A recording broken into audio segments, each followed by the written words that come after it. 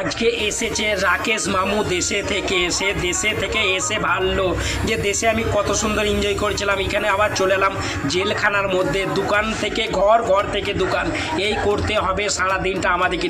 আমি তখন রাকেশকে উদ্দেশ্য করে বললাম যে কি করবে, আমাদের নসিবে এটাই আছে, কিন্তু নসিবটাকে তো কেউ চেঞ্জ করতে পারবে না। আমাদের নসিবে যদিন লেখা আছে তদিন হবে এইরকম কেস আমাদের সাথে। দেখিয়ে দিলাম আমার মুখটাও একটুখানি।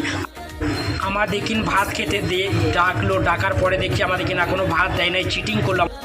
আমাদের বাসা থেকে এখন আমি নিচই যাচ্ছি, কেন আমরা আগে নিচই থাকতাম, নিচে থেকে একটা ভাড়াটে এসছে নতুন, তার জন্য আমরা এখন উপরে চলে এসেছি। কিন্তু উপরের রুমটা ব্যাপক সুন্দর, নিচের রুমটা খুবই সুন্দর। সেই চায়ের দোকানে এসে এক কাপ চা খেয়ে আমি এখন দোকানের উদ্দেশ্যে যাচ্ছি। দোকানে যে তার সকালে দোকানে আসার পরে আমাদের দোকানে চলে এলো চিকেন তাহারির ক্যারি ব্যাগ ছিঁড়ে আমরা তাহারি খেতে চালু করলাম। একটা কারিগর এসে বলল চিকেন তাহারিটা আজকে খুবই টেস্ট হয়েছে। এই চিকেন তাহারি খেতে খেতে মিনি ব্লগটা এখানেই শেষ করলাম।